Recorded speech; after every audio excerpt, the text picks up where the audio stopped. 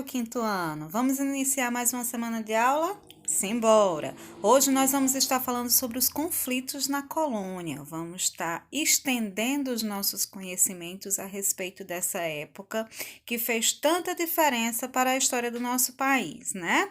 Como era que os negros continuaram a ser tratados, mesmo depois de um determinado período de colonização, né? Quais foram os costumes deles que ficaram e as transformações sofridas ao longo do tempo. Vamos nessa? Então, pessoal, hoje estamos na Rota 6, SD1, certo? Direitos no passado e hoje. E logo no início a gente tem a imagem aí de alguns negros, né, praticando a capoeira.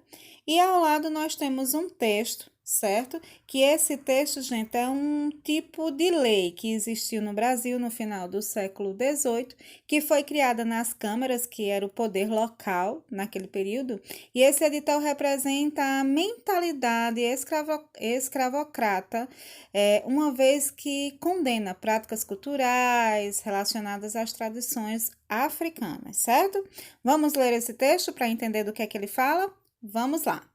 Que depois deste nosso edital, ordem ou aviso, ser público, possam prender a todos e quaisquer negros ou mulatos, achando-os a jogar qualquer casta de jogo, qualquer tipo de jogo, ou tocando batuque, e preso os levarão à cadeia desta cidade para serem castigados como nos parecer, da qual prisão não sairão sem nossa ordem.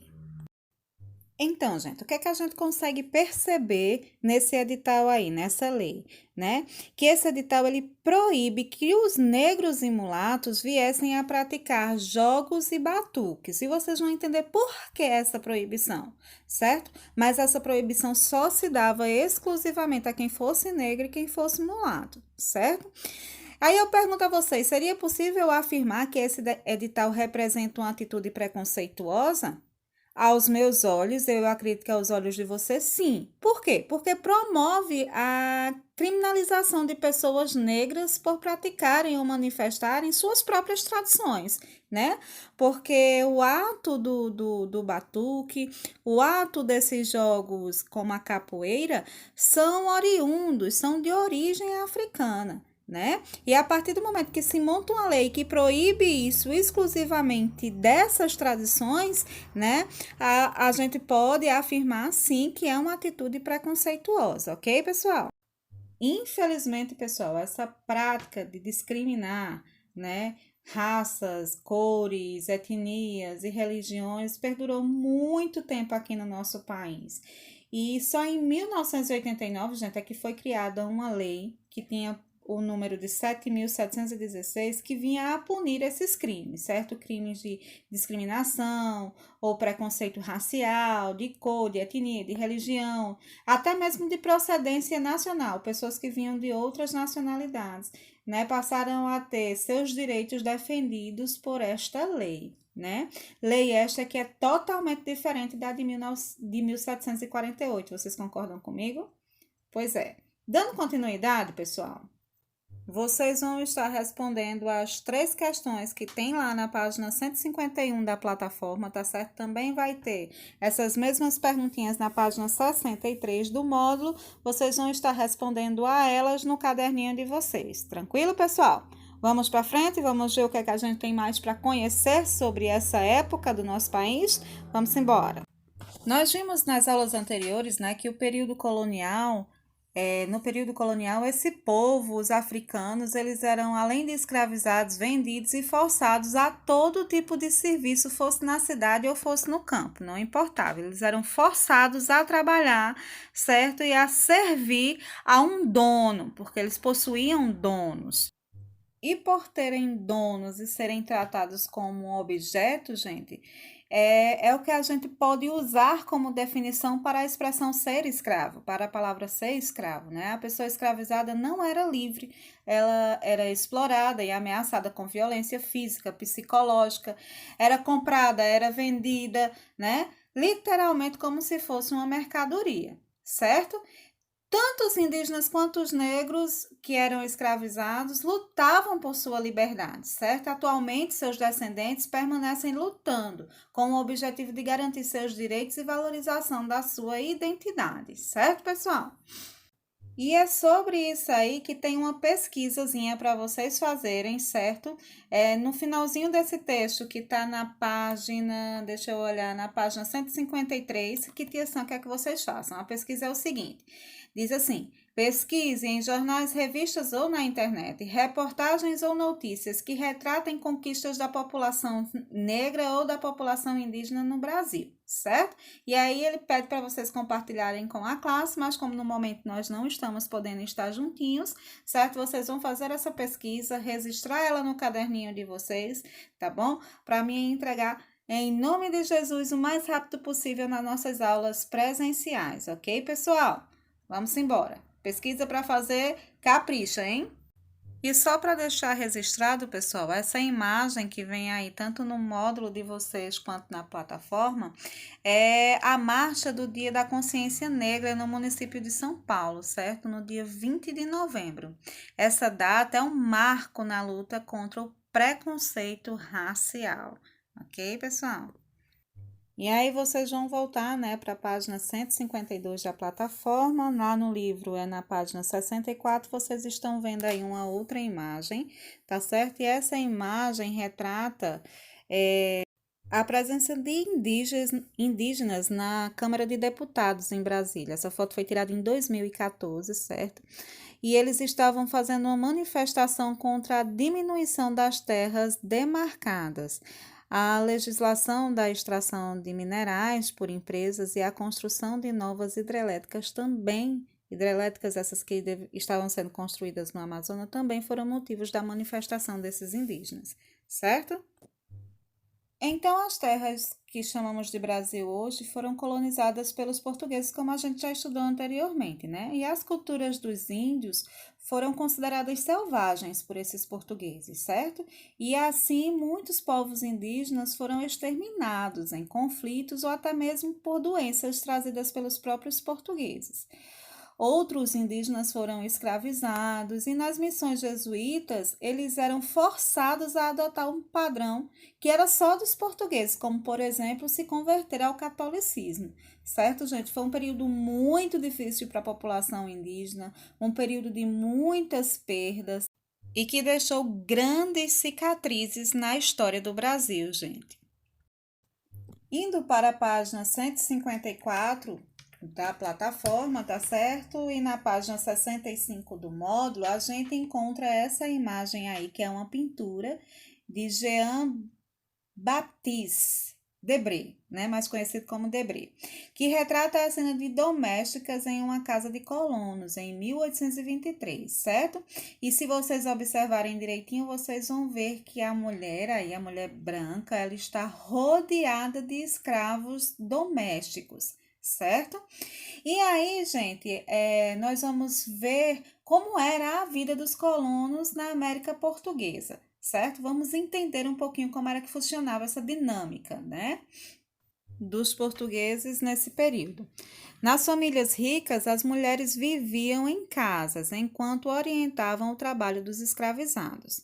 Em alguns casos, quando ficavam viúvas, podiam assumir os negócios da família.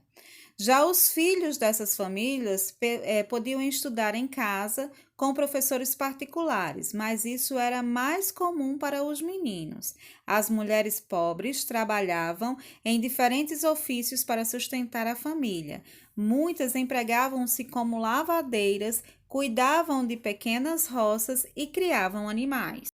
Então, só em ouvir esse texto, né, ler esse texto que o módulo traz para a gente, que a plataforma traz para a gente, só em analisar essa imagem, a gente consegue perceber como antigamente era o comportamento das mulheres da época, né? Que elas não tinham uma visão como as de hoje, né? Não se valorizava o estudo para as mulheres, ela era vista só como uma, vamos dizer assim, uma coadjuvante da história, e as que passavam à frente para cuidar da sua família era porque ou era uma necessidade por se tornar viúva, ou até mesmo para poder sustentar na ausência de quem fizesse isso, sustentar a sua casa. Mas essa última era uma situação muito difícil de acontecer. Na maior parte, as mulheres eram totalmente submissas às vontades, né, dos homens, da sua família, da sua casa e assim por diante. Agora, pessoal, vocês têm uma imagenzinha já bem diferente da anterior. A anterior a gente viu uma mulher branca rodeada de escravos, né? Isso numa função diferenciada dessa outra mulher aí dessa animação. Qual é a diferença que há entre as duas? O que é que vocês conseguem perceber? Então, vamos para os detalhes dessa imagem para a gente entender. Primeiro, né? Ela está sentada em frente ao computador. Já nos dá uma ideia de que essa mulher aí é uma mulher mais estudada, uma mulher mais evoluída, uma mulher de conhecimento, né? E isso se comprova se a gente olhar na parede a presença de um diploma, o que mostra que essa mulher teve a oportunidade, né, de buscar por conhecimento e se formar nesse conhecimento e exercê-lo de alguma forma. Fora isso, se a gente for olhar, ela é diferente da mulher da pintura de Debré, né? Aí nós temos uma mulher negra, né? Isso numa posição totalmente diferenciada dos negros que aparecem lá na pintura de Debré, né? E isso aí vai ser motivo de uma pesquisazinha que vocês vão fazer, tá certo? E essa pesquisa está lá, gente, na página 155 da plataforma, que diz assim: pesquise dados sobre a participação da mulher no mercado de trabalho brasileiro e organize um debate com a ajuda do seu professor. Bem, vocês vão fazer essa pesquisa sobre como está a desenvoltura da mulher no mercado de trabalho brasileiro nos dias de hoje, certo? E essa pesquisa, mais uma vez, vocês vão estar registrando no caderninho de vocês. Quanto ao debate, essa conversa pode ser feita com um adulto que você tenha perto de você. Peça ajuda a alguém, converse com ele a respeito desse momento que as mulheres vivem hoje em dia, certo? De preferência que esse adulto que você vai conversar seja uma mulher, seja sua mãe ou uma irmã sua que já seja participativa na sociedade, uma tia, enfim, uma mulher que possa estar falando para você, ajudando você a organizar seus pensamentos sobre essa conquista que as mulheres fizeram, a organizar você, a ajudar você a organizar, né, os conhecimentos que vocês vão buscar agora nessa pesquisa sobre a postura feminina nos dias atuais, ok, pessoal? Bem organizadozinho, beleza? No caderninho, como sempre, colocando o cabeçalho. E como na aula de hoje, Tia Sam está pedindo para vocês fazerem duas pesquisas, Tia Sam não vai passar atividade na plataforma nem atividade no módulo, certo? O que vocês têm que fazer são essas duas pesquisas e registrá-las no caderno. E mais na frente, quando nós concluirmos esse assunto, Tia Sam Agora, meu passa quinto para ano, eu vocês quero as que vocês, atividades, junto ok? comigo, certo? Peguem o módulo de vocês e as nossas canetinhas coloridas e façam algumas marcações que Tia Sam acha pertinente e importante que vocês tenham destacadas no módulo de vocês, certo? A primeira coisa que eu quero que vocês façam é abrir o módulo na página 64, certo? Que fala aí dos desafios históricos, certo? E a primeira coisa que eu quero que vocês grifem aí é onde está escrito assim, ó: as terras que hoje chamamos de Brasil foram colonizadas pelos portugueses a partir do século XVI, certo? Isso aqui, vocês vão colocar uma chavezinha, certo? E vão colocar assim, relembrar. E aí vocês vão buscar de todos aqueles conhecimentos que nós já adquirimos nas aulas anteriores, certo? Com um lapisinho de outra cor, vocês vão grifar para a Tia Sam, onde diz assim, ó: Muitos povos foram dizimados em conflitos ou por doenças trazidas pelos europeus. De quem é que a gente está falando aqui nesse pequeno fragmento? Nós estamos falando dos indígenas. Então, o que aconteceu com esses povos, né? Eles eram considerados selvagens, né? Pelos europeus, nós vimos isso, e aí muitos desses povos foram dizimados em conflitos ou por doenças trazidas pelos europeus, né? Outros foram escravizados. Gente, a expressão dizimados significa mortos, certo? Mortos em grande quantidade, em massa, exterminados. É isso aqui, ó. Esse quadradinho que vocês têm aí do lado do texto, ok? A outra coisa que Tia Sam quer que vocês prestem atenção é que a primeira pesquisa que Tia Sam passou para vocês, mostrou lá na plataforma, vocês também têm ela aqui no módulo de vocês, tá certo? Então, se você não conseguiu identificar direitinho lá na plataforma, você vem no seu módulo, nessa mesma página 64, que vocês vão encontrar essa pesquisazinha, ok, pessoal? Outra coisa que Tia Sam quer que vocês marquem. Lá na página 65, Tia Sam quer que vocês grifem, né? Onde fala da vida cotidiana na América Portuguesa, como era que se dava essa vida dos colonos, certo? Primeiro, vocês têm que saber que colonos são os portugueses ou os descendentes de portugueses que moravam na América Portuguesa, certo? Então, isso aqui é de extrema importância vocês saberem, porque toda vez que Tia Sam usar a expressão colonos ou que você encontrar em alguma literatura essa palavrinha, você tem que saber que está se falando dos portugueses ou dos seus descendentes, certo? Então, vamos lá. Como era a vida dos colonos, né? Nas famílias ricas, as mulheres viviam em casa, ou seja, só faziam cuidar dos filhos, do marido e da sua própria casa, enquanto orientavam o trabalho dos escravos. Então, elas não faziam o trabalho doméstico. Quem era que fazia o trabalho doméstico?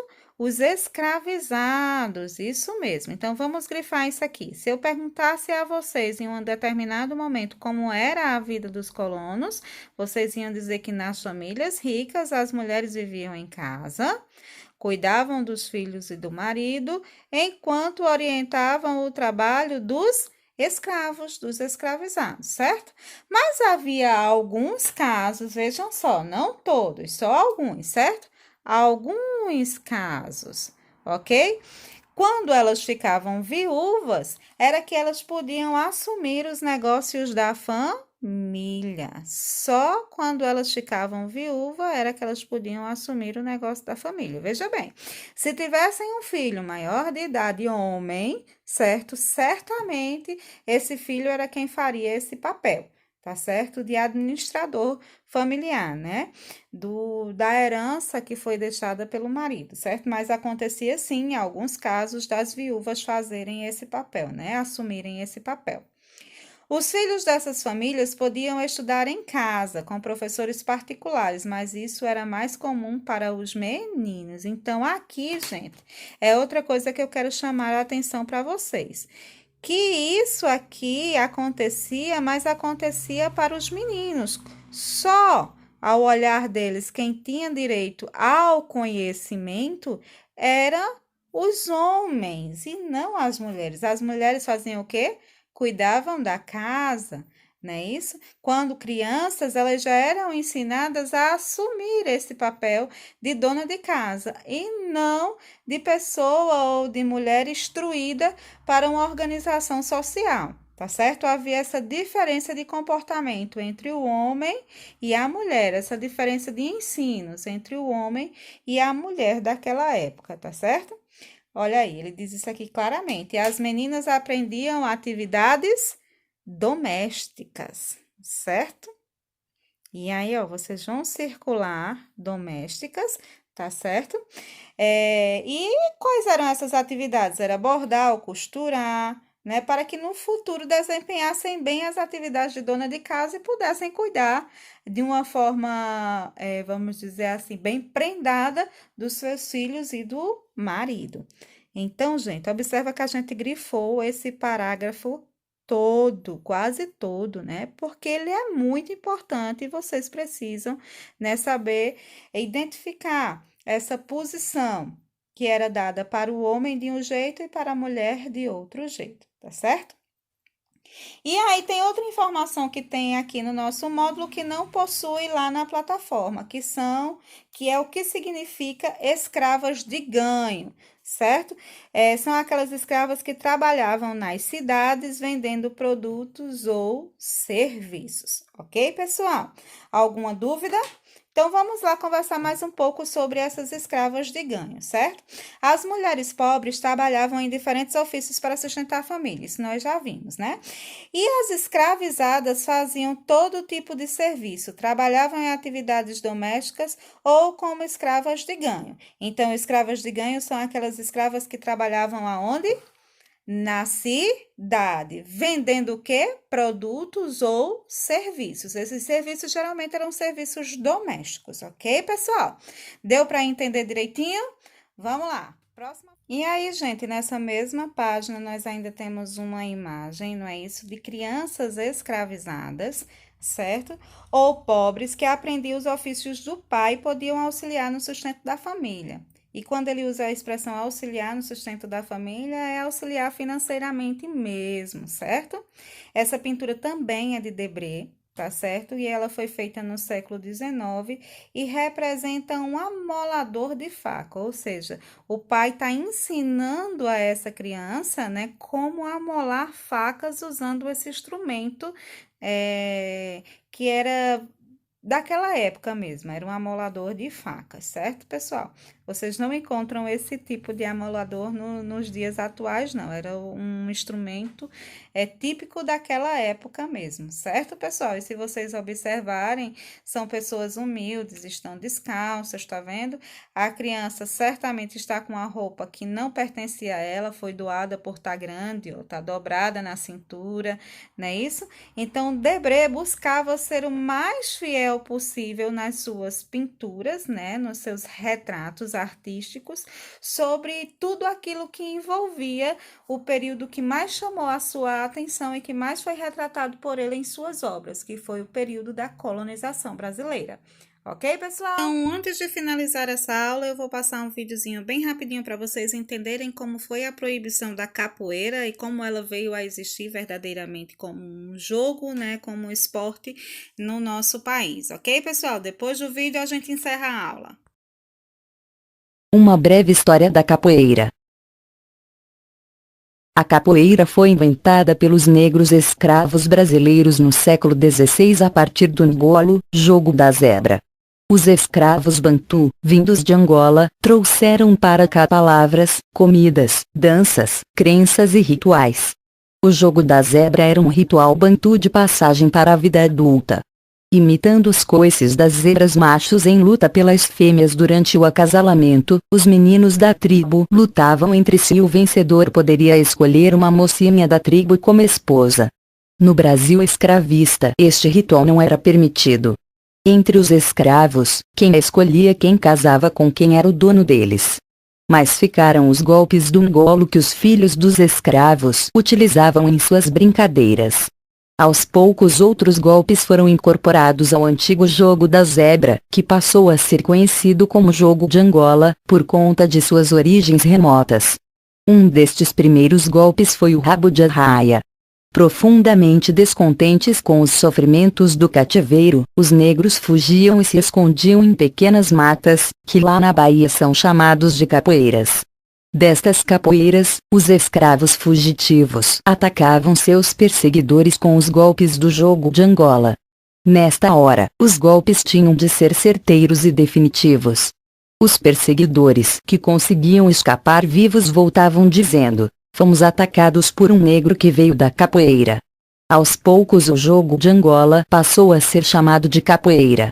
Nas senzalas, nos momentos de folga ou nas festas, os negros treinavam os movimentos da capoeira, disfarçando em luta ao som de cantos, palmas e tambores, atabaques. O costume ficou e definiu a capoeira como uma luta que também é dança, é jogo, é divertimento. O berimbau, instrumento símbolo da capoeira atual, só foi introduzido na capoeira a partir do final do século XVIII. Quando da abolição da escravidão em 13 de maio de 1888, os negros foram expulsos das casas onde viviam nas fazendas e vieram para as cidades. Em seu lugar no trabalho do campo foi colocado o imigrante italiano. Nas cidades, os antigos escravos tiveram de morar em morros, na periferia das cidades, construindo barracos com restos de construção, originando as favelas. Por preconceito racial, ninguém dava emprego ao negro ou ao mestiço, mulato. Além disso, dar emprego ao negro significava deixar de dar esse emprego ao branco imigrante. Libertos no papel, os negros e mulatos não podiam nem sequer vender a única coisa que possuíam, sua força de trabalho. Tiveram de roubar para não morrer de fome. A capoeira foi largamente utilizada. Os temidos grupos de capoeiristas ficaram conhecidos como maltas. E a capoeira foi proibida por lei. Getúlio Vargas assumiu a presidência após comandar a Revolução de 1930, que derrubou o presidente Washington Luiz. Seus 15 anos de governo seguintes caracterizaram-se pelo nacionalismo e pelo populismo. A exemplo do que se fazia na Europa da época, Getúlio queria uma ginástica genuinamente brasileira, um tipo ideal de homem brasileiro, uma luta brasileira. O índio não podia ser, pois tinha sido massacrado. O mestiço, maioria populacional, carregava o peso da escravidão e das desordens das maltas de capoeira. Aquela capoeira e aquele afrodescendente não poderiam ser representantes do Brasil. Eram muito subversivos e rebeldes. Mas era o que restava. A saída então era criar outra capoeira, menos rebelde, menos molandra, mais embranquecida. Manuel dos Reis Machado, o mestre Bimba, cria, então, a chamada capoeira regional. Embora fosse negro, a maioria de seus alunos eram brancos, estudantes universitários. Após apresentar seu estilo de capoeira a Getúlio Vargas, Bimba consegue que a capoeira seja retirada da ilegalidade. Aos poucos, a capoeira regional abandona antigos ritos e costumes da capoeira e se transforma de jogo, dança e luta em esporte. Outro grupo de mestres capoeiristas, entretanto, permaneceu fiel aos antigos princípios da capoeira, a mandinga, malícia, malandragem, aos ritos e à tradição de luta do afrodescendente por justiça, igualdade e liberdade. Essa forma de capoeira, mais tradicional, subversiva e fiel às tradições afrodescendentes, ficou conhecida como capoeira Angola. Então, gente, nossa aula termina por aqui. Espero que tenha sido bem proveitosa para vocês, que vocês estejam conseguindo entender direitinho todo o conteúdo que Tia Sam está passando para vocês, certo? Façam as atividades, no caso as duas pesquisas, e caprichem, hein? E até a próxima aula, amores. Um beijo bem grande no coração de vocês e tchau, tchau!